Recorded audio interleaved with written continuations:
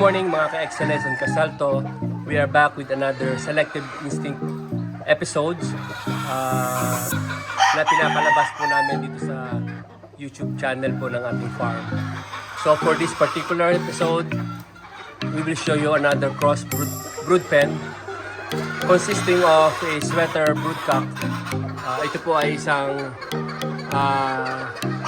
5K sweater broodcock.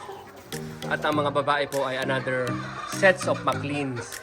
So, if you remember po sa isa nating episode, we have shown another brood pen consisting of the same combination po.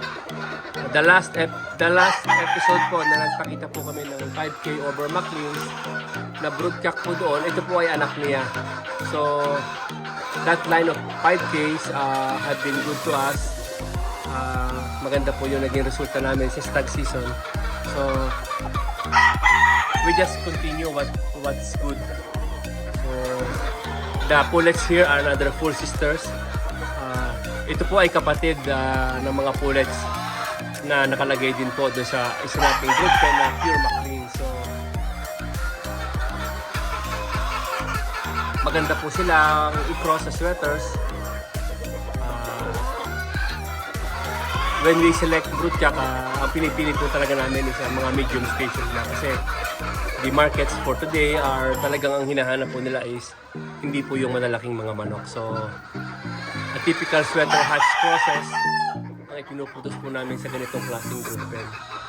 So, these are Larry Romero Macleans we got from Larry several years ago, while this sweater line 5K are the Dink Fair families which we got from Dink, and then later on nabigyan po tayo ng pagkakataon na ma-improve yung line natin na galing sa kaibigan po natin na Red K Farm.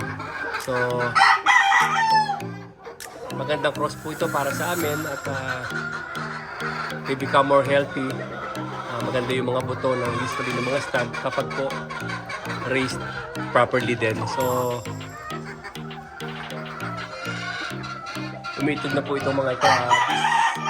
This pen will produce some of our national banded stags for this coming season. So kung mapapansin nyo po, yung stag pa lang po itong nasa brood pen na ito, while bull hens na po itong mga babae.